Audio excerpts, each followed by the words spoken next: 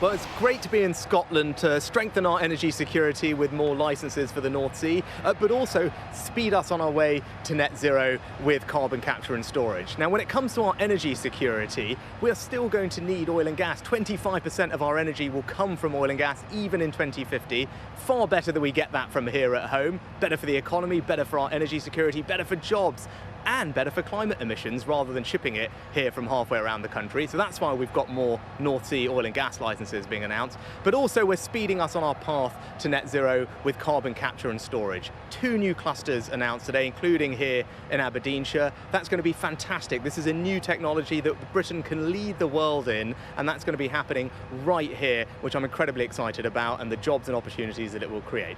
How do you square those two things, though? Because in announcing all of these new licenses, aren't you just extending the fossil fuel industry and wrecking your own net zero pledge at the same time? I think it's really important for everyone to recognise that even in 2050, when we are at net zero, it is forecast that around a quarter of our energy needs will still come from oil and gas. That's why technologies like carbon capture and storage are important. But what is important then is that we get that oil and gas in the best possible way, and that means getting it from here at home. Better for our energy security, not reliant on foreign dictators. Better for jobs, for example, 100,000 supported here in Scotland, but also better for the climate. Because if we're going to need it, far better to have it here at home rather than shipping it here from halfway around the world with 2, 3, 4 times the amount of carbon emissions versus the oil and gas we have here at home. So it is entirely consistent with our plans to get to net zero. Carbon capture plans like these, though, will be doing nowhere near enough to offset the scale of emissions if you approve Rosebank. So can you confirm today that you won't be going ahead with Rosebank? Well, licensing decisions are obviously made in the normal way, but what I'd say is entirely consistent with transitioning to net zero, that we use the energy we've got here at home because we're going to need it for decades, so far better for our economy, for jobs, and for climate emissions, so we get it from here rather than shipping it from halfway around the world. But carbon capture and storage is a fantastic new technology that will help us transition to net zero. It means that we can take carbon from industrial processes and then sequester it in the ground. We're very lucky here in Britain that we are poised to lead the world in this new technology and industry because of our expertise, the skills of the incredible people working here, the infrastructure that you see behind me, the pipelines going out, and then the North Sea, where the geology is perfect for sequestering and storing this carbon. So look, everyone should be excited about the prospect of us leading the world, transitioning to net zero,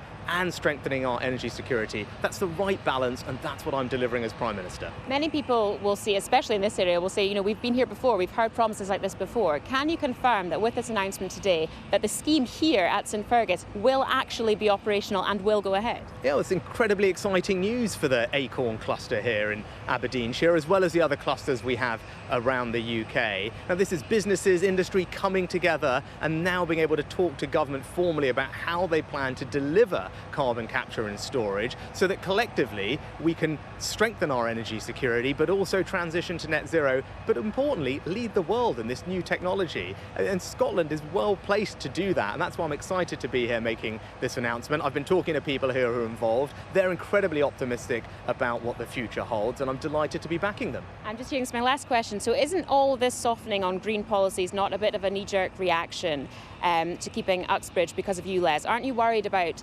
alienating the many voters who do want you to take strong action on climate change, especially in the blue wall where the Lib Dems may prefer to not? So when I was became Prime Minister, I set up a brand new department for energy security and net zero.